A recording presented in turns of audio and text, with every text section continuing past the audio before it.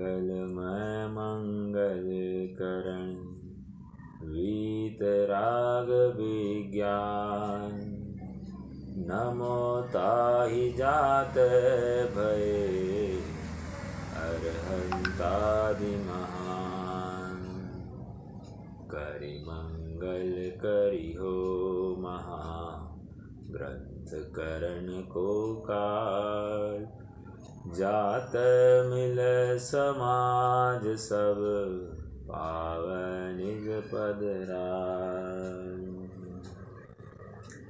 मिथ्या देवादिक भजे हो है मिथ्या भाव तज तिनको सांचे भजो यह हित हेत उपाय यह हित हेत उपाय।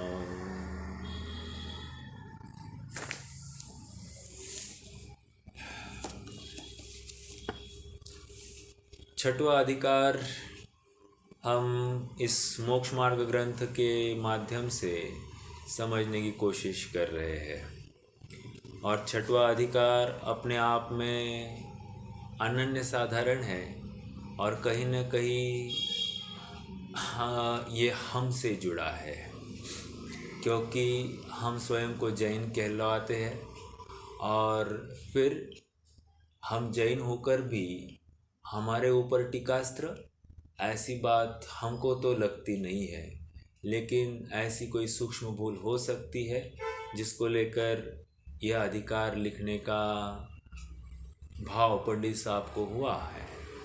और यहाँ पर फिर से मैं वही बात दोहराऊं कि आत्म परीक्षण की अत्यंत ज़रूरत है और निष्पक्ष होकर आत्म परीक्षण करने की ज़रूरत है।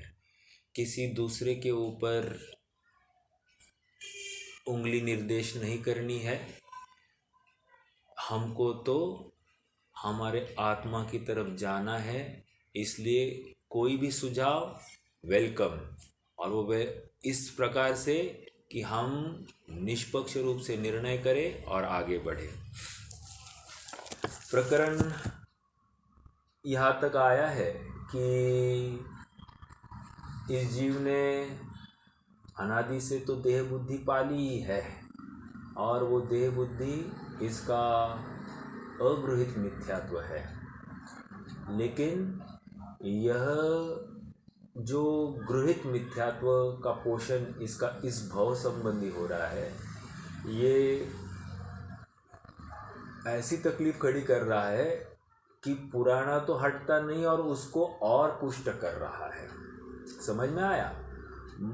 यूँ कहिए कोई रोग है, वो पुराना रोग तो ठीक, और मैं क्या कर रहा हूँ, उस रोग है मुझे ये मालूम है और मालूम होकर मैं उस रोग का ठीक करने का उपाय कर रहा हूँ, और जो उपाय कर रहा हूँ उससे वो और पुष्ट हो रहा है और गहरा हो रहा है। तो क्या होगा, अब मुझे पहला उपाय जो उपाय कर रहा हूँ और पुष्ट हुआ है तो मुझे और मेहनत करनी पड़ेगी उसको हटाने की। समझ में आया?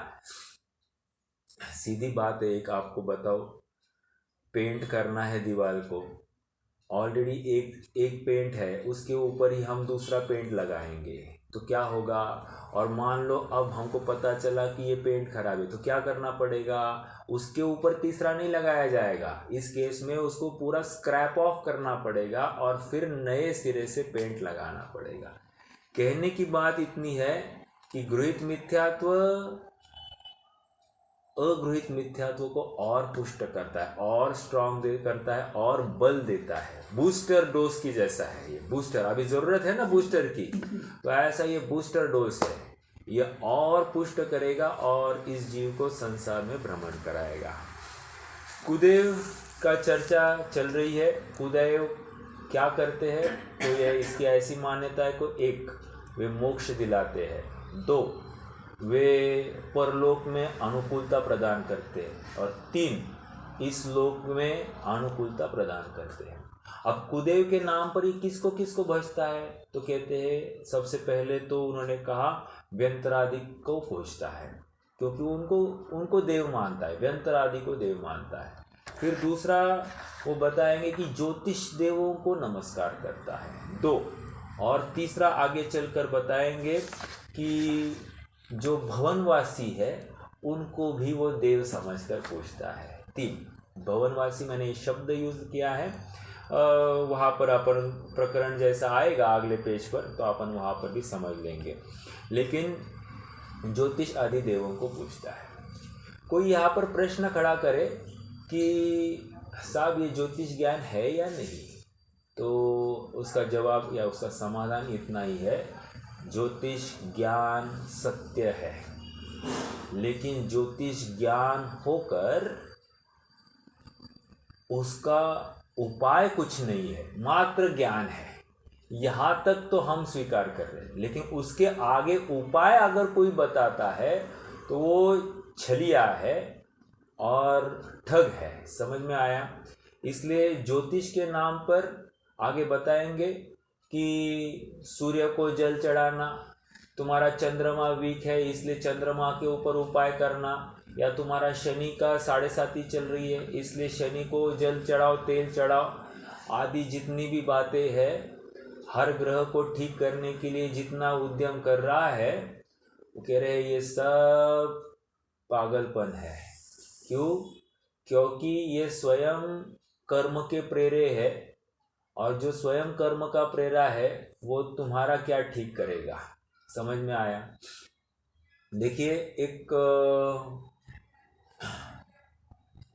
फिलोसोफर थे हरमन जेकोबी नाम के एक फिलोसोफर थे, और उन्होंने अनेक मतांतरों का अभ्यास किया और एक थीसिस लिखी, मतलब एक अभ्यास के रूप में उन्होंने सभी दर्शनों का अभ्यास किया और उसके ऊपर थीसिस लिखी।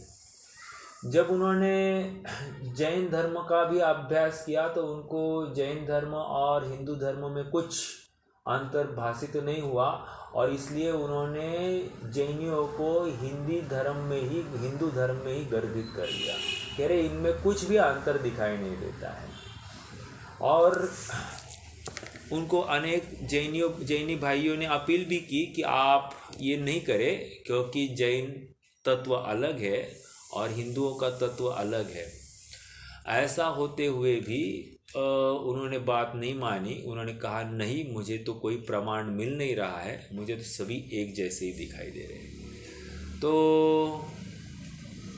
उन्होंने वैसे ही उनकी किताब छाप दी। फिर उसके बाद में किसी जैन भाई ने उनको कहा कि एक काम कीजिए, आपको जैनियों में और हिंदुओं में अंतर देखना है, समझना है, तो आप एक व्यक्ति को मिलना। और वे व्यक्ति और कोई नहीं थे, वे थे फूलचंद जी सिद्धांत शास्त्री।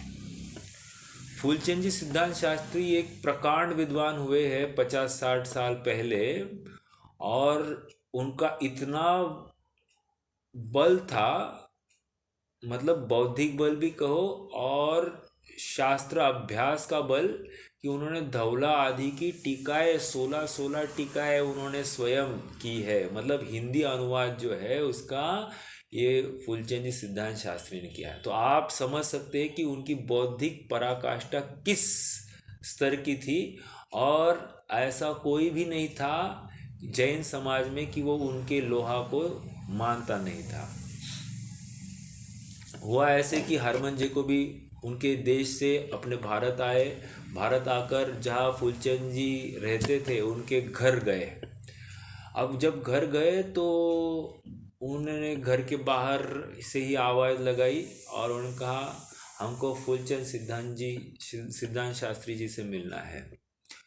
तो वे घर के बाहर ही थे, एकदम टूटा फूटा ऐसा घर था। आप थोड़ा सा इमेजिन कीजिए चित्र उनके घर का, मतलब घर इतना कोई अच्छा नहीं था, मतलब आर्थिक संपन्नता ज़ीरो। ओके, एकदम टूटा फूटा घर, उसमें मतलब झोपड़े जैसा आप समझना। और इस झोपड़े में रहने वाला अद्वितीय ज्ञान का धारी ऐसा ये जीव, जब वे बाहर ही थे तो उनके हुलिया देखा उस जीव ने, उसको लगा कोई चपरासी या नौकर होगा ये। तो उसको क्यों? क्योंकि उनके कपड़े भी उल्टे पुल्टे बटन लगे हुए थे, थोड़े से ठेगड़े लगे हुए थे कपड़ों में। ऐसे लिबास में वे वहाँ पर पेश आए थे। तो उन्होंने कहा, हाँ मैं ही फूलचंद सिद्धांत शास्त्री हूँ, बोलिए क्या काम है।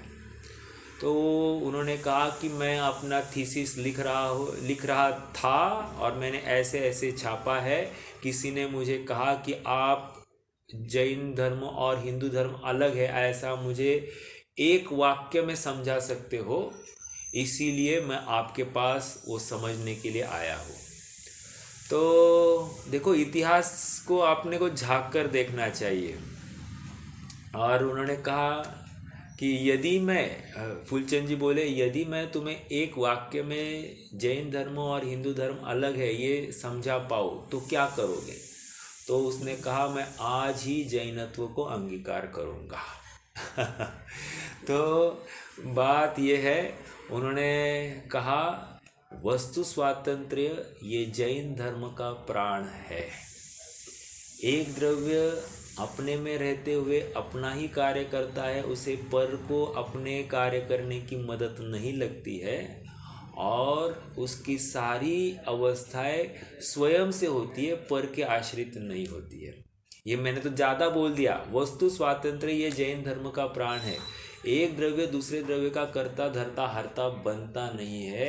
And no interference, no admission and no interference is the main philosophy of our Jainism. ये इतना समझने, इतनी बात मैंने क्यों कही? क्योंकि प्रसंग भी वैसे ही चल रहा है। प्रसंग क्या चल रहा है? प्रसंग ये चल रहा है कि कुदेव को क्यों भजना या देव को क्यों भजना, क्या प्रयोजन क्या है हमारा देव को भजने का। यदि प्रयोजन हमारा उनसे कुछ प्राप्ति का है तो सच्चे देव को भजते हुए भी हम कुदेव को भज रहे, ये समझना। क्यों? हमने देव में अदेव की स्थापना की है। मैंने कुदेव नहीं कहा, अदेव की स्थापना की। जो देव कर नहीं सकता उसको अदेव कह दिया मैंने। क्यों? क्योंकि वस्तु स्वातंत्र्य क्या भगवान समझते नहीं होंगे क्या? मैंने इतनी बात इसलिए बताई, वस्तु स्वातंत्र्य, अरे वस्तु स्वातंत्र्य समझे बिना कोई भगवान हो नहीं सकता। और यहाँ पर वस्तु स्वातंत्र्य नहीं समझते होंगे ये तो बात नहीं। तो भगवान हमारे कुछ करने से रहे, ऐसा होते हुए भी भगवान में कुछ कर्तृत्व की गंध डालकर, कुछ तुके डालकर भगवान हमारे सब कुछ देते हैं, विघ्न हरता है, आदि आदि सब उनके ऊपर पतित पावन करुणा निधि, ऐसा ऐसा करुणा निधि तुमको समझनाथ। तो कहने की बात इतनी है कि इससे भगवान वैसे थोड़ी बनेंगे जैसे हम सोच रहे हैं। जैसा भगवत स्वरूप है वैसा हमको समझना होगा, तब हमारा कार्य बनेगा। समझ में आ रहा है? आइए हम अपने प्रकरण से जुड़ते हैं। इतनी बात या इतनी भूमिका इसलिए बनी है क्योंकि हमारे विचारधारा एकदम सटीक हो, सही हो। सच्चा धर्म और उसका स्वरूप किस प्रकार हो सकता है, इसका विचार होना चाहिए और कहीं भी चूकना नहीं है। इतना तो चलता है, इतना तो चलता है कि नाम पर नहीं चलेगा। There is no compromise in Jain धर्म। वस्तु स्वरूप में कॉम्प्रोमाइज नहीं है तो हमारी सोच में भी कॉम्प्रोमाइज नहीं होनी चाहिए। मैं ये कह रहा हूँ क्योंकि हमको सुखी होना है, हम सुखार्थी जीव है। और इतना तो चलता है कहकर हम गृहित मिथ्या तो पाल रहे हैं, हमको समझ में नहीं आ रहा है। और अनुकूलता में हमको इसकी खबर नहीं लग रही है। इतने सब अनुकूलताओं से हम घिरे हैं, तो अभी वर्तमान में जो गृहित मिथ्यात्व का पोषण कर रहे हैं इसकी हमको खबर ही नहीं है। हम कितना पाप कर रहे हैं इसकी हमको खबर ही नहीं है। और हमारा पाप आंकने के लिए सचमुच प्रतिकूलता हमको आनी चाहिए। तब एक एक पाई के लिए हम जब तरसते हैं ना, तब हमको पता चलता है कि हमने कितने अपराध किए हैं, और वर्तमान में जागृति आ जाती है। किसी की आ जाती, किसी की नहीं आ जाती, वो अलग बात है। लेकिन जो जगता है वो इसी माध्यम से जगता है। समझ में आ रहा है? आइए हमको भगवान भी बहुत इजीली मिल गए हैं और अनुकूलताएं भी बहुत इजीली मिल गई है, इसलिए भगवान की भी महिमा नहीं आती है। और विषयों की तो क्या कहे, वो तो फिर उसमें ही रमे हैं हम दिन भर।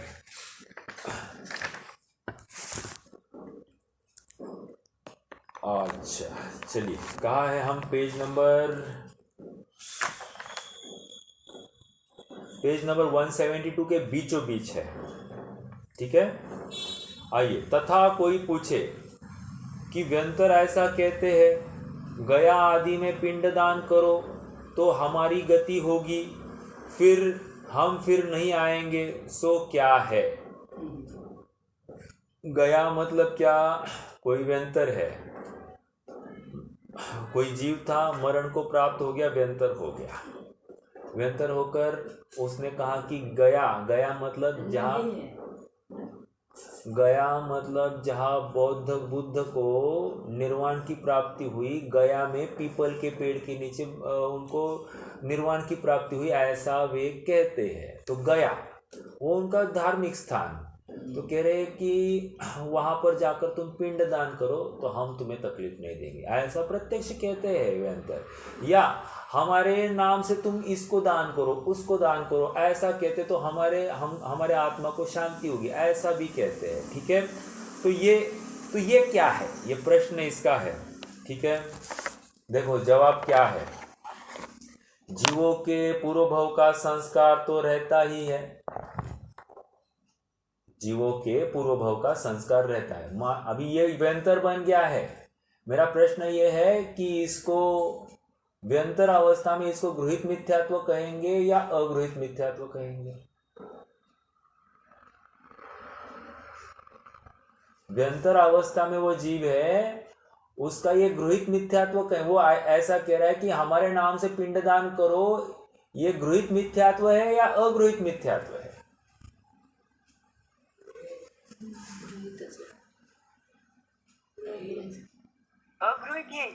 हाँ, अगृहीत।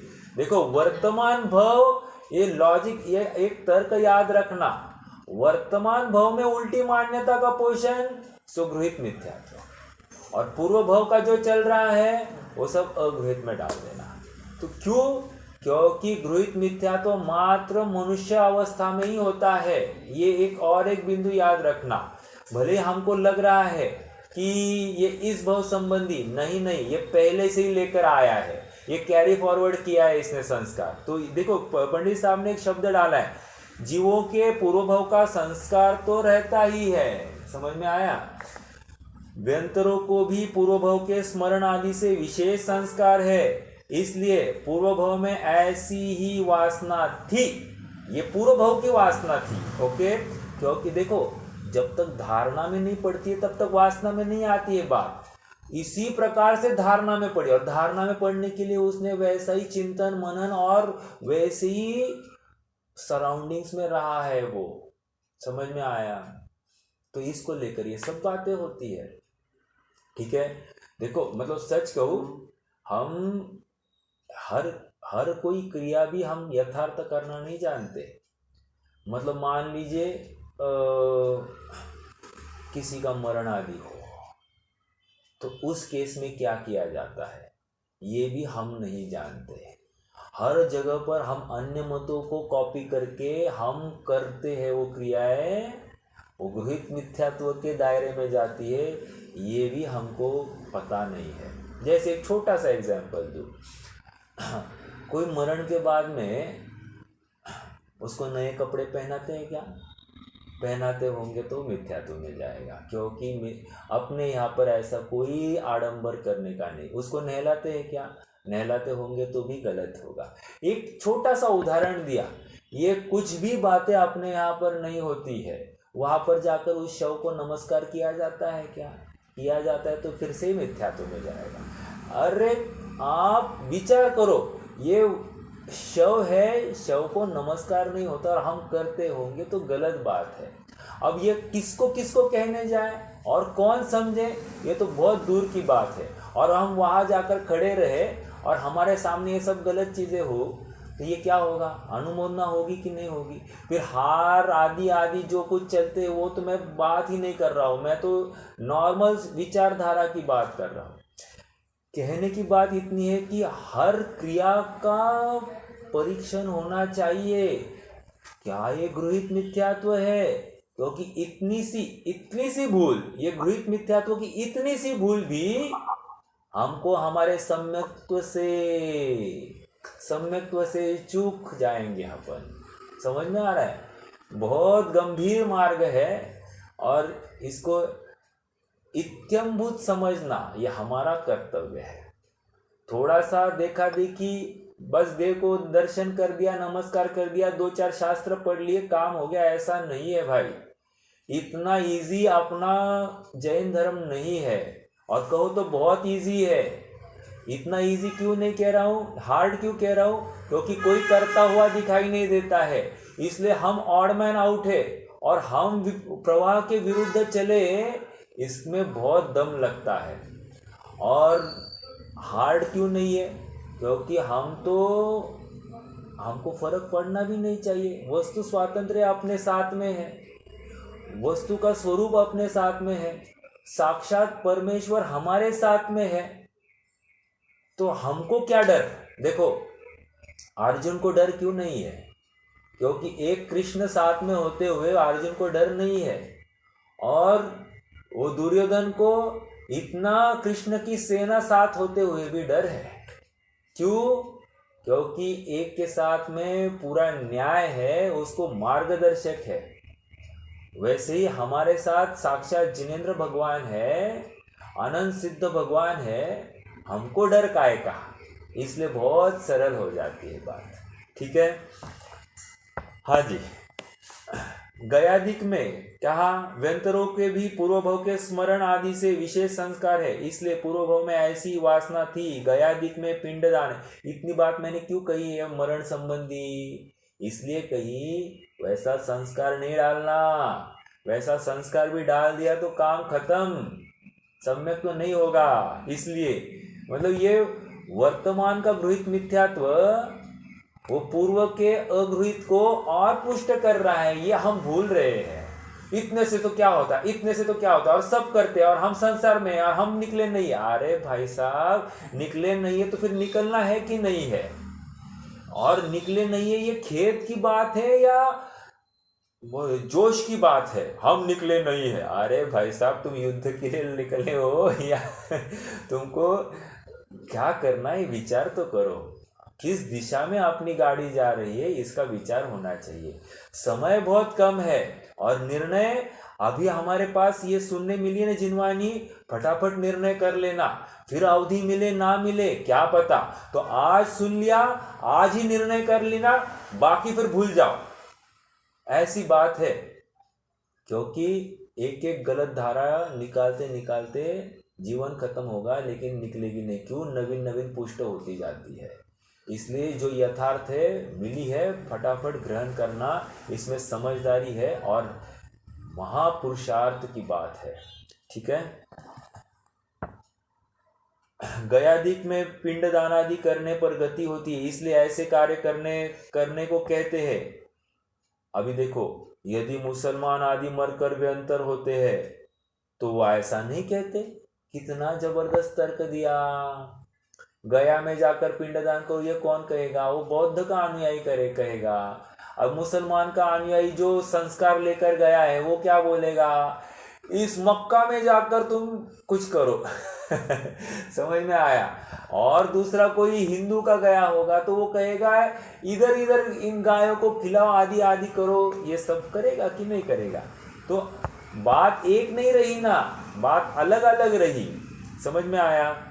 तो इसका मतलब क्या है, वो व्यंतर भी कशाई है, कर्म से पीड़ित है और कुतूहल से ये सब कार्य कर रहा है, ये निष्कर्ष निकालना चाहिए।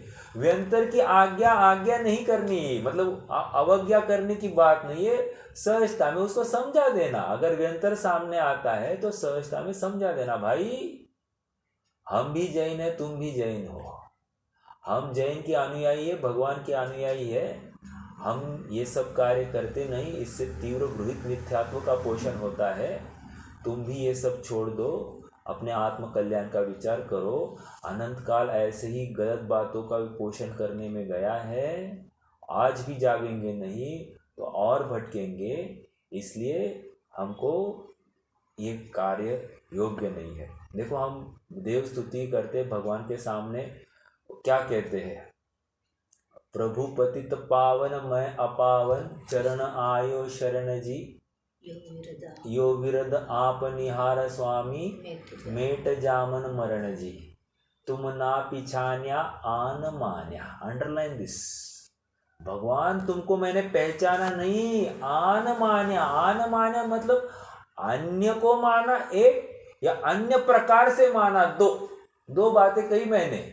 एक तो तुमको ना पहचान कर दूसरे को देव माना एक, और दूसरा तुम्हारे ही स्वरूप में अन्यथा निरूपण किया। जैसे आपको बताओ, अभी 9 ग्रह आपने यहाँ पर भी हुए हैं, और शांतिनाथ क्या करते? शनि को शांत करते। ऐसे मतलब एक एक तीर्थंकर को बंटवारा दिया है, उसको एक पोर्टफोलियो दे दिया है, भाई तुम शनि को कंट्रोल कर लेना, तुम सूर्य का विकृति निकाल देना, तुम गुरु को कंट्रोल करना, तुम राहु केतु को कंट्रोल करना। ये सब बातें अभी एक एक तीर्थंकर को उन्होंने आउटलेट कर दी है। 24 में से 9 को ही काम मिला है, बाकी के 15 तो ऐसे ही पड़े हैं। कह रहे हैं ये सब महामिथ्यात्व है। और ये सब बातें कहा, ये 200-400-500 साल में ऐसी ही सब विकृतियाँ आ गई है कि भोले भक्त है, डरे हुए भक्त है, तत्व ज्ञान से विहीन है, फिर कहाँ करेंगे? ऐसे ही भागेंगे। दिन रात क्या होता है? एजुकेशन, शिक्षा देनी चाहिए, सिखाना चाहिए। इसलिए सारी लौकिक शिक्षा सिखाते, और खोपड़ी में कुछ घुसता नहीं है, और थोड़ी सी प्रतिकूलता आ जाती है तो फिर यहाँ वहाँ भजना चालू करते। मतलब इतना हाई ग्रेजुएट लेवल का आदमी, पोस्ट ग्रेजुएट लेवल का आदमी साधारण से बात में थक जाता है, और मतलब क्या कर लेता है। मतलब इतने जल्दी जीवन जीने की कला मालूम नहीं है, फटाफट प्रतिकूलता आ जाती तो हार जाता है। ऐसे ये तो जीव की मतलब ये है। इसलिए सबसे पहले कि मैं अनादि निधन तत्व हूँ, मेरा कभी नाश होता नहीं, पूर्व में था, अभी हूँ, भविष्य में रहूंगा, इतना विश्वास होते ही, और ये जितनी भी बातें, जितने संयोग है, ये साथ में नहीं आते हैं, ना पहले का कुछ आया है, ना यहाँ से कुछ जाते हुए दिखाई देता है। तो क्यों झंझट करना, क्यों ज्यादा कमाने के पीछे अपना जीवन बर्बाद करना? जितना है आनंद से सुखी होने के लिए जितनी जरूरत है उतना रहे, उद्यम कर लो, अपने आत्म कल्याण में लग जाओ।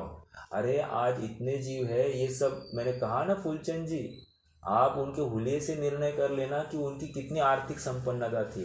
दौलत राम जी, उनका वे बजाज का काम करते थे। बजाज मतलब क्या मालूम है क्या? बजाज मतलब वो डाई करने का काम करते थे। डाई करते करते और कौन से, वे आटा बेचते थे।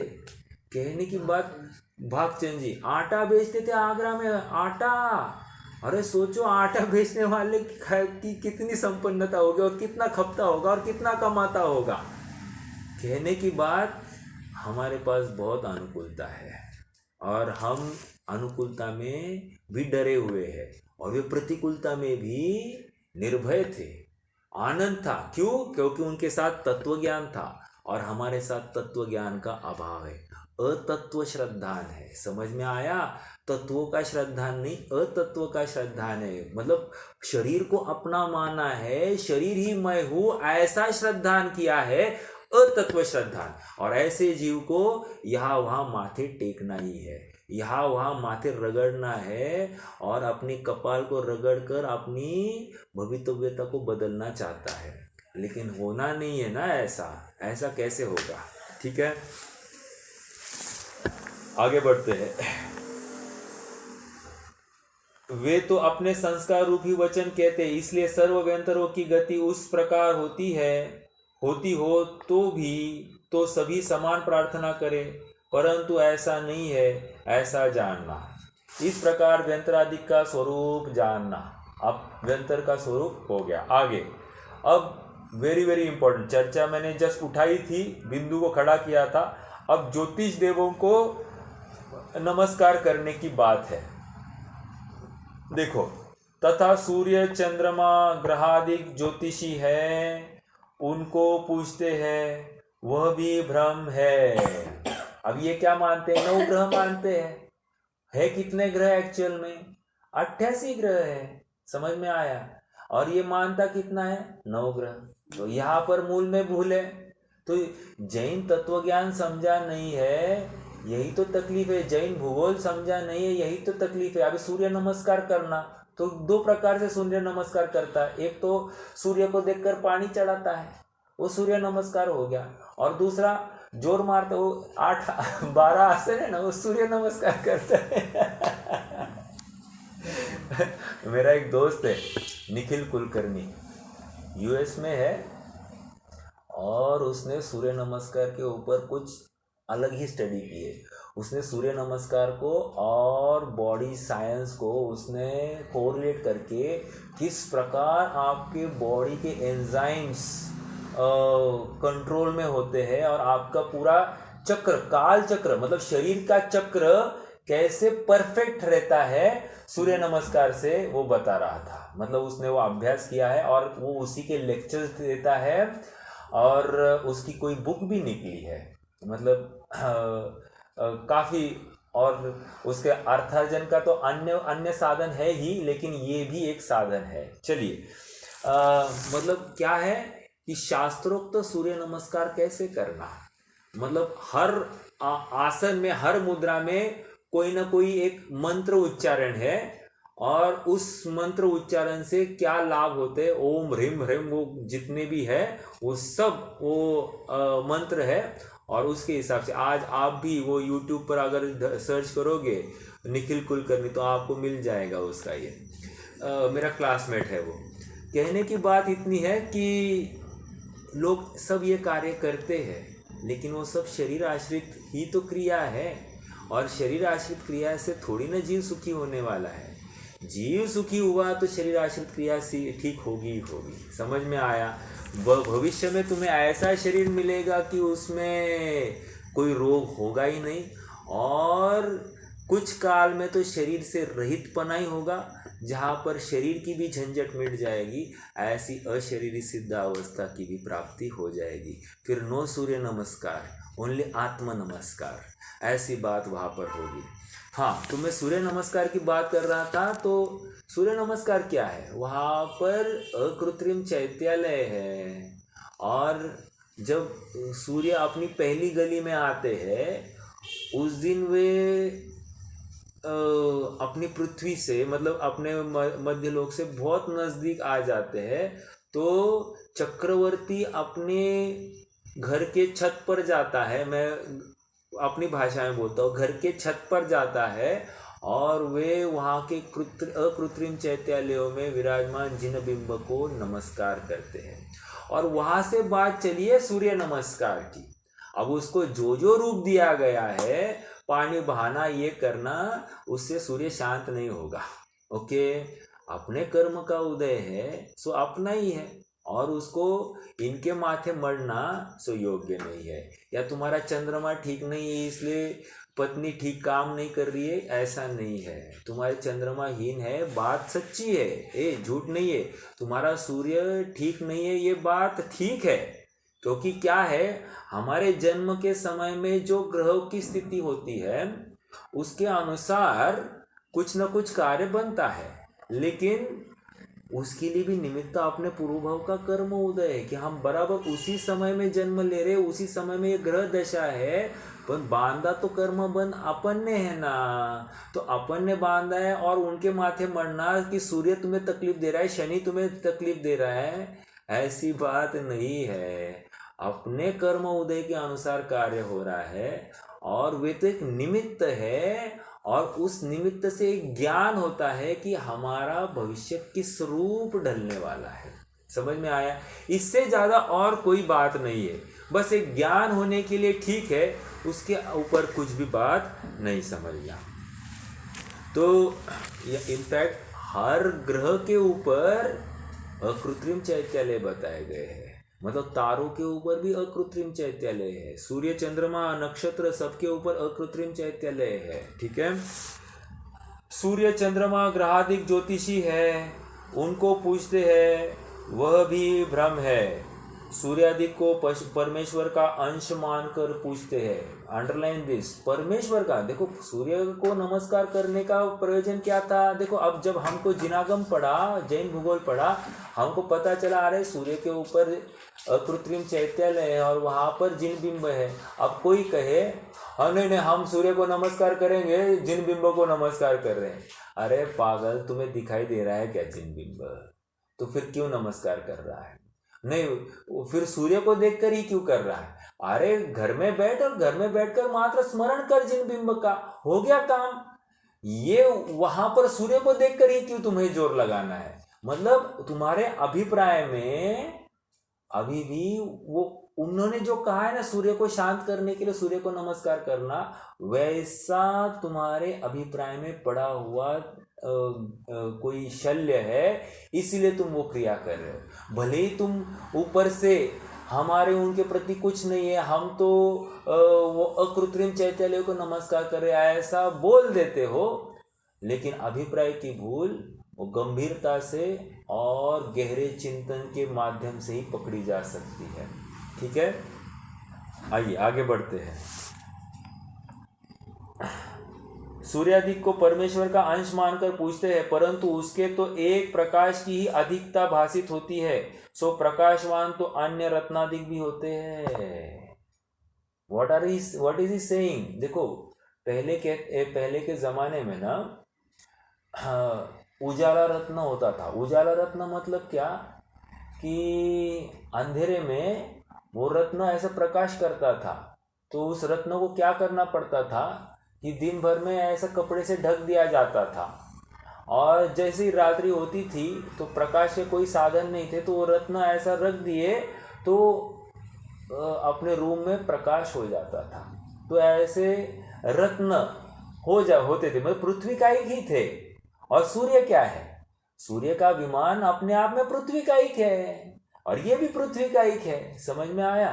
तो क्या कह रहे कि उसके तो एक प्रकाश की अधिकता भासित होती है, सो प्रकाशवान तो अन्य रत्नादिक भी होते। क्या तर्क है? तर्क आप समझना, अन्य कोई ऐसा लक्षण नहीं है जिससे उसे परमेश्वर का अंश माने, तथा चंद्रादिक को धनादिक की प्राप्ति के अर्थ पूछते हैं। चंद्र स्ट्रांग होगा तो धन बहुत आएगा, एक धन लक्ष्मी भी आएगी, एक लक्ष्मी भी आएगी, चंद्र के पीछे लक्ष्मी भी उसके लिए कार्यकारी है। परंतु उनके पूजन से ही धन होता ही हो तो सर्वदरिद्री उस कार्य को करे, इसलिए यह मिथ्या भाव है। यदि चंद्र के ही नमस्कार करने से सब कार्य होता है तो जितने दरिद्री है सबका चंद्रमा खराब है।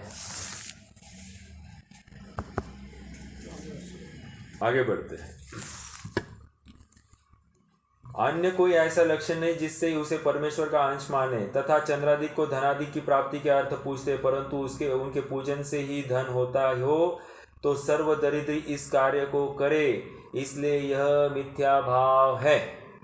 ये समझ में आया क्या? तो सभी जितने उपाय कर रहे हैं उनका हो रहा है क्या? फिर क्या कहते मालूम है? फिर कहेंगे तुमने श्रद्धा से नहीं किया।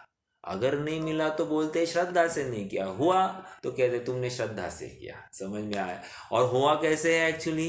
कर्मोदय से। और नहीं हुआ कैसे एक्चुअली? कर्मोदय से। और कहते क्या है? श्रद्धा से। समझ में आ रहा है क्या? बस ये खेल है। It is all grid and fear. आपका भय कितना है और आपकी इच्छा शक्ति कितनी है, इसके ऊपर सारा खेल है। फिर क्या लाखों बरसाते हैं जीव, लाखों। समझ में आया? तथा ज्योतिष के विचार से बुरे ग्रहादिक आने पर उनकी पूजनादि करते हैं,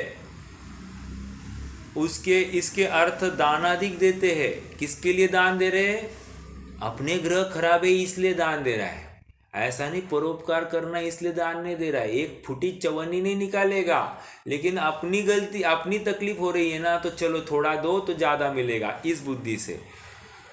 जिस प्रकार हिरणादिक स्वयमेव गमनादिक करते हैं और पुरुष के दाएं बाएं आने पर सुख दुख होने के आगामी ज्ञान को कारण होते हैं, कुछ सुख दुख देने का को समर्थ नहीं है। अब और एक बिंदु कह रहे हैं, अभी तिर्यंच आदि आपने आड़े पाड़े जाते हैं, बिल्ली गई टेढ़ी तो कह रहे हैं कि अब शकुन हो गया, बिल्ली चिल्लाने लगी तो फिर से बोलता है बिल्ली रो रही है मतलब कुछ तो होने वाला है।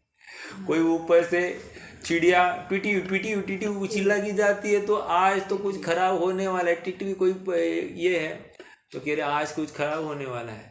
कोई मुंगूस को देख लिया, बोल रहा धन प्राप्ति होने वाली, माल मिलने वाला है, तो भैया, या फिर कोई सर्प है ये टेढ़ा गया, आदि आदि जितनी भी बातें हैं उससे कुछ होने वाला है। तो देखिए ये निमित्त ज्ञान है, तिलोपन्नति में ये सब बातें आई है, लेकिन इनसे कार्य होता है ये बात नहीं। जब कार्य होता है तब ऐसा निमित्त सामने खड़ा होता है। मैंने क्या कहा, थोड़ा समझ में आ रहा है क्या? निमित्तों से कार्य हुआ ऐसा नहीं, जब कार्य होना है तो ये निमित्त इस प्रकार सामने दिखाई देते हैं। जैसे अब बिल्ली का भी है, राइट? तो बिल्ली क्या है, बिल्ली काली गई तो क्या उसका फल अलग, बिल्ली गोरी गई तो उसका फल अलग, बिल्ली दाएं से गई तो उसका फल अलग, बिल्ली बाएं से गई तो उसका फल अलग, बिल्ली कितने दूर से गई उसका फल अलग। ये समझ में आ रहा है क्या? ये तो मात्र बिल्ली की बात की, अब ये प्रत्येक जीव के साथ में लगा सकते हैं, ऐसा निमित्त ज्ञान है। लेकिन हम निमित्त ज्ञान ही करते बैठे तो अपना आत्मकल्याण कब करेंगे? समझ में आया? तो ये ज्ञान है लेकिन उलझने में कार्यकारी है, सुलझने में तो कार्यकारी नहीं है, इसलिए इसके पीछे लगने में कोई उपलब्धि नहीं है। हाँ, मात्र जानकारी हो गई और जानकारी होकर इतना निर्णय करना कि मुझे अपना आत्मा का कल्याण करना है, मुझे तो विषय से हटना है, तो ठीक। तो वो तो बिना समझे भी कर सकता था, बिना पढ़े भी कर सकता था, वो ज्ञान होने की क्या जरूरत थी? जैसे श्रीमद थे, याद है आपको? श्रीमद ने मात्र बादल को देख लिया, बादल कुछ विघटित हो गए और उन्होंने कह दिया कि अकाल पड़ने वाला है 12 वर्ष का, और अकाल पड़ गया। अब 12 वर्ष नहीं, 1.5 वर्ष का था शायद, मुझे अभी याद नहीं, लेकिन अकाल पड़ने वाला है, उन्होंने भविष्यवाणी की। और फिर दूसरी एक भविष्यवाणी की, एक आदमी को देख लिया, बस देख लिया, और उसको कह दिया तुम्हारा मरण होने वाला है कल, बस वो मर गया। तो ये ऐसी बातें, ऐसी भविष्यवाणियां की है, क्या निमित्त देख लिया, बस देखकर बोल दिया, इतना ज्ञान विकसित है। तो ये ज्योतिष ज्ञान है, समझना, और उसमें भी कोई ना कोई निमित्त है, कैलकुलेशंस है, ठीक है, पूरा साइंस है।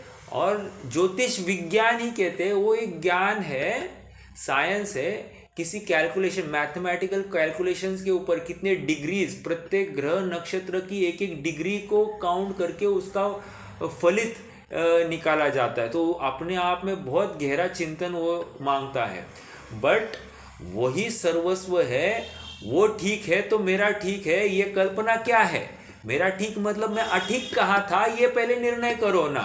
मुझ में कुछ खोट है ही नहीं, मुझ में कुछ कमी है ही नहीं, ऐसा चीख चीख कर, चिल्ला चिल्ला कर अपना जैन शासन कह रहा है कि तू आत्मा है, अखंड सुख का पिंड है, ज्ञानानंद स्वभावी है, आज तक रोग ने तुम में प्रवेश किया नहीं, किसी ग्रह नक्षत्र का तुम्हारे ऊपर प्रभाव हुआ नहीं है, जो कुछ हीनादिकता होती है ये शरीर में और शरीर आश्रित संयोगों में दिखाई देती है, आत्मा जो का त्यो भरपूर है। इतना होते हुए भी ये भिखारी बनकर यहाँ वहाँ माथे टेक रहा है। मैंने शब्द बहुत कठोर यूज़ किया है, भिखारी, क्योंकि कठोर भाषा बोले बिना ना जीव सुधरता नहीं है। इसका मतलब ये नहीं कि मैंने आपको सुधारने का कोई उत्तरदायित्व लिया है, बात यह है कि ये वास्तविकता है और जीव की यही कमी है कि वो संयोगों में सुख की कल्पना करता है और वहीं पर अटकता है। तो उस अटक से बाहर हटाने के लिए उसके उस अटकाव को ठेस पहुंचाने के लिए कठोर शब्द इस्तेमाल करने पड़ते हैं। और ऐसे शब्द आचार्य ने भी इस्तेमाल किए हैं। मतलब वहाँ ते होंती लल्लम हुआ, वो आंधे गूंगे हो जाएंगे। अभी आंधे गूंगे हो जाएंगे मतलब क्या? मतलब इतनी उन्होंने कितनी बुरी भावना भाई, ऐसा सोचते हैं क्या? आचार्य है ये, सत्य महाव्रत के धारी है, भाषा समिति के धारी है, और इन्होंने ऐसा बोला। समझ में आना प्रयोजन क्या है। करुणा बुद्धि से कहा गया प्रयोजन ये सत्य वचन ही होता है, असत्य वचन नहीं होता है। जो मूढ़ होता है, जो अज्ञानी होता है, उसका विपरीत अर्थ लेता है और विरोध कर देता है। और जिसको सुलझना है उस एक शब्द से जागरूक होता है, विवेकी होता है। ओह, मैं कहाँ अटका था। बहु पुण्य प्रसंग से मुझे आचार्य का सहयोग मिला और उन्होंने मुझे जगाया। मेरा बहु पुण्य का उदय है और अब मैं इस विषय में नहीं अटकूंगा। भगवान का स्वरूप, गुरु का स्वरूप, शास्त्र का स्वरूप यथार्थ समझकर ही, अपने आत्मा का स्वरूप यथार्थ समझकर उसमें प्रतीति करूँ, प्रवृत्ति करूँ, यही मेरा अब कर्तव्य है। दिन रात अब मुझे कुछ करना है तो यही करना है, अपने आत्मा का कल्याण करना है। शरीर तो रोग का खान है और इसके पीछे यह संयोग, ये दुख ही उपजाने वाले हैं।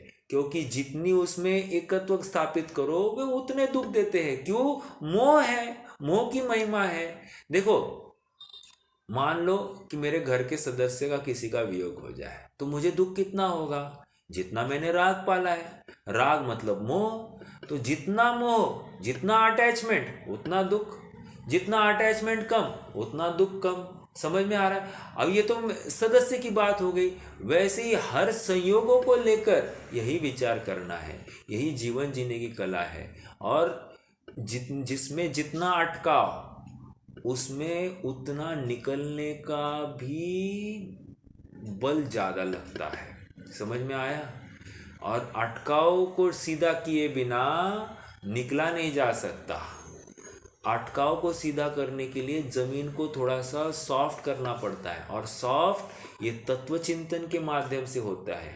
चित्त की भूमि सॉफ्ट तत्व चिंतन से होती है और फिर अटकाव निकलता है। देखो, आप थोड़ा सा एक प्रयोग करना। जैसे एकदम सूखी मिट्टी है और सूखी मिट्टी में एक छोटा सा पौधा है, ठीक है? अब उसको आप उखाड़ने की कोशिश करो। एक दूसरा आप एक प्रयोग कीजिए, वो निकलेगा नहीं, वो टूट जाएगा, लेकिन उसके मूल सहित नहीं निकलता है। अब दूसरा एक उपाय करना, थोड़ा सा वहाँ पर पानी डालना। पानी डालोगे तो क्या होगा? उस मूल की पकड़ ढीली हो जाएगी, और जब ढीली हो जाएगी तो उस समय में उसको उखाड़ देना, वो निकल जाएगा। ये तो हो गया उदाहरण। सिद्धांत क्या है भाई? चित्त की भूमि को तत्वज्ञान रूपी जल से सींचना। जब सींचोगे तो उसमें जो ये आश्रव बंध के जो महामिथ्यात्व रूपी पेड़ उग आए हैं, पौधे आए हैं, वे थोड़े से ढीले हो जाएंगे, उनकी जड़ें थोड़ी ढील हो जाएगी। और जब तुम थोड़ा सा पुरुषार्थ करोगे उनको उखाड़ फेंकने का, तब वो उखाड़ कर निकल जाएंगे। समझ में आया? लेकिन तत्वज्ञान, तत्व चिंतन का जल सींचा हुआ होना चाहिए। बिना तत्व चिंतन का मात्र कोरा तत्व ज्ञान सुना है और तुम उखाड़ने की कोशिश करोगे, नहीं चलेगा। एप्लीकेशन, अपने जीवन में उसको उतारना, उसको आत्मसात करना, यह अत्यंत जरूरी है। आइए आगे बढ़ते हैं। तो ये इतनी बात क्यों कही? हिरण आदि दाए बाए जाए तो समझना इतना ही है। काला कौवा देखा तो अपशकुन होने वाला है, कोई कोयल देखी तो अच्छा होने वाला है, आदि आदि सब बातें हैं। उनकी वजह से नहीं होने वाला है, वो तो निमित्त के दर्शायक है कि ऐसा होने वाला है, लेकिन उनकी वजह से थोड़ी हो गया। वे थोड़ी सोच कर निकले थे कि मैं किसी का अच्छा करूं या किसी का बुरा करूं।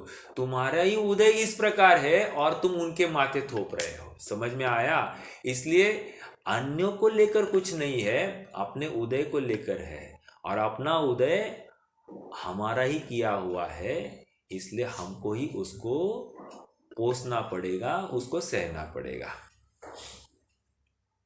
आइए आगे बढ़ते हैं। और पुरुष के दाएं बाएं आने पर सुख दुख होने के आगामी ज्ञान का कारण होते।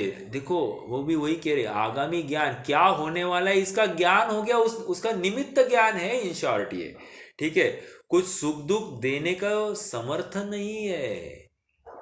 मतलब वो बिल्ली ने और उस तिर्यंच ने किसी ने सुख दुख दिया नहीं है। मात्र ज्ञान हो गया कि हमको भविष्य में कैसा संयोग होने वाला है, तो उसको लेकर जैसे दूध उफन गया, अब दूध उफन गया तो ये अपशकुन माना जाता है। तो कहने की बात ये एक संकेत है, तो दूध उफन नहीं जाए तो क्या अपशकुन नहीं होगा या बुरी घटना कुछ घटेगी नहीं, ऐसी बात नहीं, लेकिन वो एक निमित्त ज्ञान है कि इस ऐसा हो तो ऐसा कुछ हो सकता है। ठीक है, तो हम जागरूक रहे और संयोगों का वियोग होना ही वाला है, ये निर्णय करके संयोगों में जो अपनी आसक्ति है, एकत्व ममत्व है, या उनसे ही अपने शरीर अपना अस्तित्व मान रखा है, उस अस्तित्व को ढीला करें। और इसी को हम तत्व चिंतन कह रहे हैं, और तत्व चिंतन से ही इस मिथ्यात्व रूपी इस भूमि को, चित्त रूपी भूमि को अपन सींचने की कोशिश कर रहे हैं। और प्राणी के यथासंभव योगों को प्राप्त होने पर सुख दुख होने के आगामी ज्ञान का कारण होते हैं। कुछ सुख दुख देने को समर्थ नहीं है, कोई तो उनको पूजनादि करते हैं, उनके भी इष्ट नहीं होता, कोई नहीं करता उसके भी इष्ट होता है, इसलिए उनका पूजनादि करना मिथ्या भाव है। इन शॉर्ट ये ज्योतिष आदियों को भी, उनको भी उनकी पूजन करने से भी इष्ट होता है ऐसा नहीं, और पूजन नहीं करे इसलिए अनिष्ट होता है ऐसा भी नहीं। समझ में आया? तो जो कुछ होता है अपने उदय अनुसार होता है, इनके माथे कुछ मढ़ना ये योग्य नहीं है। और देखो ये इतना तत्वज्ञान समझकर हमारी और आपकी जिम्मेदारी और बढ़ती है, और जिम्मेदारी इस स्तर की बढ़ रही है कि हम अब विपरीत मान्यता को अनुमोदन नहीं करेंगे। समझ में? क्योंकि तकलीफ ये है कि हम इतनी बात जिनवानी सामने है तो अपनी कषाय भी मंद है, और कदाचित ये बातें हमको स्वीकार भी होती है, लेकिन जैसे ही जिनवानी से हटते हैं हमारे ऊपर लोक का संस्कार इतना दारुण है कि बराबर वो फिर से इम्पैक्ट करने लगता है, और जैसे लोक में जो कार्य होता है वैसे हम फिर से हाजी हाजी करना चालू करते हैं। तो इसलिए जादू तो वो है जो सर पे चढ़ के बोले, मतलब अरे इतना उस नशे में उसमें इतना तद्रूप हो जाए, उसको बाकी किसी का भान नहीं हो, ऐसी दृढ़ता हमको ये जिन वचन सुनकर होनी चाहिए। आगे बढ़ते हैं।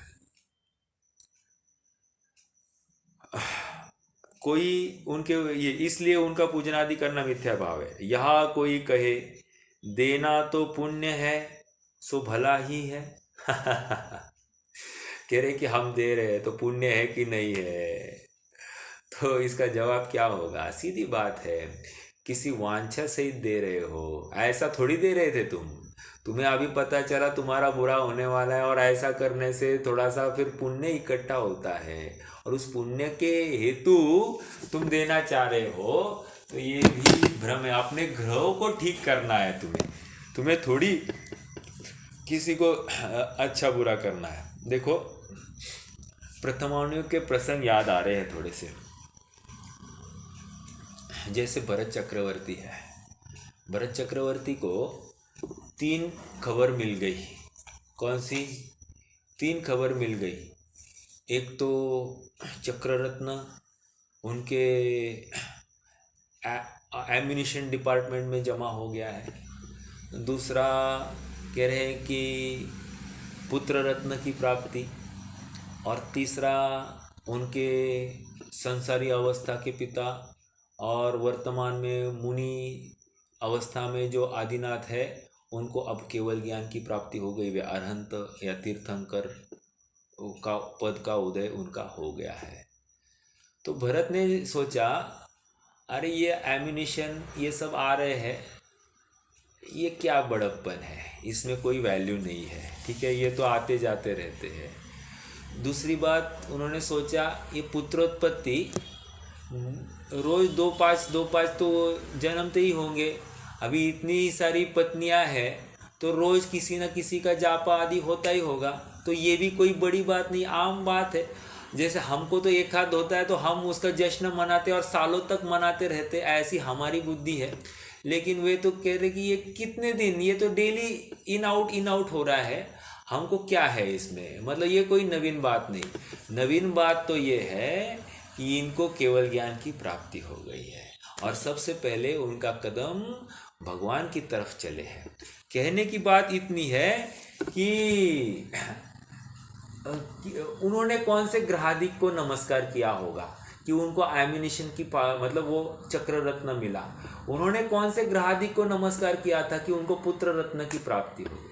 कह रहे हैं कि ऐसा कुछ भी नहीं किया, कुछ भी नहीं किया तो मिला कैसे। इसका मतलब निष्कर्ष ये है कि ज्योतिष आदि देवों को नमस्कार करने से या उनकी पूजन आदि करने से हमारा कुछ कार्य सदता नहीं है, ये निष्कर्ष हो गया। ये हुआ तो सबको होना चाहिए, नहीं हुआ तो किसी को नहीं होना चाहिए, ये न्याय है अपने जिनागम का, मतलब ये बेस लाइन है, ये अंडरस्टैंडिंग लाइन है। इस विचारधारा को लेकर आगे बढ़ना। फिर कोई माता जी को पूछते हैं, कोई पिताजी को पूछते हैं, कोई ओशिया माता है, कोई किसकी माता है, वो सब मिथ्यात्व है। समझ में आ रहा है क्या? और हम ऐसों के पास जाते हैं, उनके साथ रहते हैं, हंस खेल कर उनसे बातें करते हैं, अपना समझते हैं और उनको यथार्थ बात का ज्ञान नहीं कराते हैं। उनको करने दो ना, उनके करने दो ना, हम क्या करें, करने दो, तुम्हारे हैं अपने, तुम कहते तो हो, और वे उनकी नैया डूब रही है ये भी जान रहे हो, और तुम उनको डूबने दे रहे हो, और बस थोड़ी सी मीठी मीठी बातों के लिए तो तुम मायाचारी हुए, तुम ठग हुए, तुम्हारे जितना कृतज्ञ और कोई नहीं। समझ में आ रहा है क्या? ये विचारणीय बिंदु है। और मान लो सामने वाला हमारा सुनता नहीं है तो हम भी सामने वाले की नहीं सुनेंगे, हम भी उसका अनुमोदन नहीं करेंगे। जग में न हमारा कोई था, हम ना रहे जग के साथी। तो ये भी हमारे जो जिनको हम अपना कह रहे थे, यदि वो हमारी बात मान नहीं रहे हैं और हम जानते हैं कि हमारी बात यथार्थ है, तो हम उनसे अपना नाता तोड़ देंगे। समझ में आ रहा है? देखो, कहने के लिए तो मैं बहुत आसानी से कह रहा हूँ, लेकिन इसका एप्लीकेशन बहुत ज़रूरी है। और एप्लीकेशन इस तरह का कि मेरा गृहित मिथ्यात्व का पोषण ना हो, ये विचार होना ही चाहिए। बिल्कुल हमको ये विचार रखना। ओके, आगे बढ़ते हैं। देखो, उनसे बात करने से कोई तकलीफ नहीं है, बात तक करने से, किसी मिथ्या दृष्टि से बात करने में कोई तकलीफ नहीं है, लेकिन उनका संग जब तक रहेगा तुम्हारी विचारधारा कोई सुधरने वाली नहीं है, क्योंकि तुम इतने पुरुषार्थी नहीं हो। अगर तुम पुरुषार्थी होते तो तुम कहीं भी जाओ, तुम सम्यक दृष्टि होते तो तुम कहीं भी जाओ, तुम्हें तकलीफ नहीं होती थी, लेकिन तुम नहीं ना। और हमारे यहाँ तो यहाँ तक कहते हैं कि मुनि भी भ्रष्ट होते दिखे जा रहे हैं। तो फिर हम और आप किस खेत की मूली है? मतलब हम तो गृहस्थी है, गृहस्थी में रचे पचे लोग हैं, कब कौन सा राग उमड़ आएगा और कब कैसे हम करेंगे हमको भी मालूम नहीं है। तो इसलिए जागृति विशेष होनी चाहिए, इतना ही यहाँ पर प्रयोजन है। देखो, देना तो पुण्य है सो भला ही है। उत्तर, धर्म के अर्थ देना पुण्य है, यह तो दुख के भय से व सुख के लोभ से देते हैं, इसलिए पाप ही है। बहुत जबरदस्त बात है। मतलब क्या कह रहे हैं? दुख के भय से और सुख के लोभ से कषायवश दे रहा है। धर्म का कोई अनुष्ठान होगा तो उसमें अलग बात है। इत्यादि अनेक प्रकार से ज्योतिषी देवों को पूछते हैं, सो मिथ्या है, तथा देवी दहाड़ी आदि है, वे कितने ही तो व्यंतरी व ज्योतिषिनी है, उनका अन्यथा स्वरूप मानकर पूजन आदि करते हैं। कितनी ही कल्पित है, सो उनकी कल्पना करके पूजन आदि करते हैं। इस प्रकार व्यंतरादि के पूजन को निषेध किया। व्यंतरादि मतलब ज्योतिष भी आ गए, तिर्यंश भी आ गए, और व्यंतर तो है ही है। ठीक है। अब ये क्षेत्रपाल पद्मावती आदि पूजने का निषेध। अब देखो ये थोड़ी सी अलग बात है। ये क्षेत्रपाल, अब ये क्या है, ये भवनवासी है। अब इनके पूजन संबंधी निषेध। देखो और एक बात समझाओ, क्षेत्रपाल, व्हाट इज क्षेत्रपाल। थोड़ा सा आपको इतिहास के झरोके में लेके जाता हूँ। देखो जब तक ये समझेंगे नहीं ना, तब तक हम जो कुछ हमारे सामने दिखाई दे रहा है उसी को यथार्थ मानेंगे। तो ये समझने की एक बात है। देखो मैंने ये बात सुनी है, मैंने प्रत्यक्ष तो देखा नहीं है, क्योंकि इतिहास की बात है तो इतिहास को तो हमको सुनना ही पड़ता है या पढ़ना ही पड़ता है। तो किन्हीं बुजुर्गों से हम अपन ने सुना है कि ये क्षेत्रपाल क्या होता है। तो कहते हैं कि पूर्व के ज़माने में, लगभग एक 700-800 साल पूर्व चलिए, तो उस समय में मुगलों का आक्रमण बहुत हुआ है अपने यहाँ पर। और उस समय उन्होंने इतना आतंक मचाया था, या फिर किसी हिंदू शासक ने भी इतना आतंक मचाया अपने जैनियों के ऊपर कि वे अपने मंदिर के मंदिर तहस नहस कर रहे थे, या मंदिरों के ऊपर कब्जा पाकर वे अपने मंदिर वहाँ पर स्थापित कर रहे हैं। तो ये इस प्रकार का कार्य हुआ है। आप मीनाक्षी टेम्पल देखो, या अपने बद्रीनाथ देखो, आप तिरुपति बालाजी देखो, ये पंढरपुर का विठू देखो, ये जितने भी बातें हैं, ये सब अपने जैन क्षेत्र है। और इनके ऊपर अन्य मतियों ने कब्जा। कभी मुसलमानों की मस्जिद देखो, मस्जिद में पूरा अपने जिनेंद्र भगवान की कुछ प्रतिकृतियाँ भी है वहाँ पर। कहने की बात इतनी है कि या वहाँ का आर्किटेक्चर जो है वो पूरा अपने जैन मंदिरों के अनुसार का है। निष्कर्ष इतना ही है कि ये सब पहले अपने थे और जबरदस्ती अपने से छीन लिए गए हैं।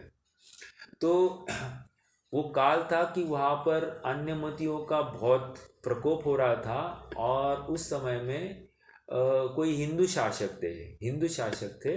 मैंने पहले मुसलमान कहा, हिंदू शासक थे। तो हिंदू शासक थे तो वो क्या करते थे कि पता चला कि कोई अमुक राजा आक्रमण के लिए उसने सैन्य भेजा है, तो लोग क्या करते थे कि अपने जो गांव था, उस गांव के बाहर जो दरवाज़ा होता था, उस दरवाजे को वे लाल सिंदूर लगा देते थे। तो ये लाल सिंदूर क्या होता था कि लाल सिंदूर इसका प्रतीक था कि ये क्षेत्र हिंदुओं का है। समझ में आया? ये क्षेत्र हिंदुओं का है और हिंदू ही ऐसा सिंदूर लगाते हैं। तो फिर वो अपने ऊपर का उपसर्ग हटने पर लोग ये मानते थे कि क्षेत्र का पालन हो गया, अर्थात क्षेत्र का पालन हो गया, मतलब अपना क्षेत्र अन्य मतियों के प्रकोप से बच गया, तो क्षेत्र का पालन हो गया। तो इस प्रकार से क्षेत्रपाल नाम की एक कल्पना खड़ी हो गई। ठीक है। अब कालांतर में कल्पना ही होती है, तो उसको और काल्पनिकता देने के लिए किसी ने उसकी एक मूर्ति ही बना दी और उसको मंदिर के बाहर ही खड़ा कर दिया। जैसे वो गांव के बाहर वो सिंदूर लगाकर वो क्षेत्र की रक्षा हो गई, ऐसा उसका परिचायक ये क्षेत्रपाल ही बना दिया और वो क्षेत्रपाल की स्थापना होने लग गई। ये हो गया क्षेत्रपाल। मतलब क्षेत्रपाल कोई ऐसा देव है, ऐसा कोई शास्त्रों में तो प्रमाण मिलता नहीं, और होगा तो अभी के शास्त्रों में है, अपने पुराने शास्त्रों में नहीं है। ठीक है। तो ये एक तो अगर होगा तो किसी अभी वर्तमान कालीन विद्वान ने या फिर किसी के माध्यम से लिखी गई होगी 200-400 साल में, तो वहाँ पर काफ़ी उसमें शिथिलता वाले जीव ने लिखी होगी, तो अपन उसमें ज़्यादा बोल नहीं सकते। और दूसरा, ये इस प्रकार का अपने को आधार मिलता है कि वो अपने क्षेत्र की अन्यों की रक्षा के हेतु ये सब कार्य किए गए प्रतीत होते हैं। ठीक है, क्षेत्रपाल की बात हो गई। और पद्मावती और धर्मेंद्र, ये तो अपने आप में भवनवासी है। तो धर्मेंद्र जो है वो एक नाग कुमार और नाग कुमार जाति के देव है, उसमें धर्मेंद्र की जाति आती है। तो वे यहाँ पर आकर उन्होंने पार्श्वनाथ भगवान के ऊपर का उपसर्ग दूर कराया था, ऐसा जो कहने में आता है। वो आया, उन्होंने उपसर्ग तो दूर करने का उपाय और यत्न किया ही था, इसमें विरोध नहीं है। लेकिन आप थोड़ा सा विचार करें, पार्श्वनाथ भगवान क्या है, उनका वज्र ऋषभ नाराज सहनन, और आप सबको पता है कि वज्र ऋषभ नाराज सहनन वाले जीव के ऊपर ऐसा कितना भी उपसर्ग होवे तो भी वो उस उपसर्ग से तो मरण को प्राप्त होता ही नहीं है। तो इसलिए देवकृत हो नहीं तो कोई भी उपसर्ग हो, उसको मरना तो नहीं है, एक बात। दूसरी बात, वे अनंत बल के धारी तो जन्म से ही थे, तो उसको लेकर भी उनके शरीर का कुछ बाल तक बाका नहीं हुआ। आपको मालूम होगा, हनुमान जब वो विद्याधर के विमान से गिर गए तो भी जिस पत्थर पर गिरे उस पत्थर के सहस्त्र टुकड़े हो गए और इनको कुछ खरोच तक नहीं आई। ये तो आप उस बालक का, हनुमान कामदेव थे, उनकी बात तो हमको पता है। तो इनके ऊपर कितने ही पत्थर बरसे होते तो इनका क्या होने वाला था, कुछ भी नहीं होने वाला था। बस भगवान के प्रति एक बहुमान आया, सो ये आए और उन्होंने वहाँ पर उसका निवारण करने का यत्न किया। तो इसका मतलब इन्होंने रक्षा की, ये कहाँ आया? वे स्वयं अपनी रक्षा के लिए कोई उपाय नहीं कर रहे थे और दूसरे ने की तो ठीक है, और वे तो अपनी रक्षा के लिए थे, ये कहना है। तो वे अपने आत्मा में ही स्थित थे, तो वो अपने आत्मा में गुप्त थे। बाहर शरीर में जो कुछ हो रहा है सो हो रहा है, श्रेणी आरोहण कर दी, केवल ज्ञान हो गया, और केवल ज्ञान होते ही उपसर्ग दूर होता है, ये तो सहज नियम है। तो केवल ज्ञान हो गया और बराबर उनका उपसर्ग भी दूर हुआ था, और उस समय में वहाँ पर निमित्त बुद्ध धर्मेंद्र और पद्मावती दिखाई दिए, तो उन्होंने उपसर्ग दूर किया, उन्होंने उठाया आदि कुछ कहते हैं भगवान को, ये सब बातें हैं, लेकिन वो तो निमित्त मात्र है, भगवान को इसकी कोई भी ज़रूरत नहीं थी। समझ में आया? तो इतनी स्टोरी सुनाकर निष्कर्ष क्या है? निष्कर्ष इतना ही है कि ये अपने आप में छद्मस्त है, कर्म के उदय से प्रेरित है। ये भवनत्रिक में जन्म लेने वाले जितने भी देव हैं वे तो सम्यक दृष्टि नहीं होते हैं, और सम्यक दृष्टि जो नहीं है उनको कैसे पूजा जाता है? क्योंकि आचार्य कुंद ने एक गाथा ही लिखी है, असंजदम न वंदे।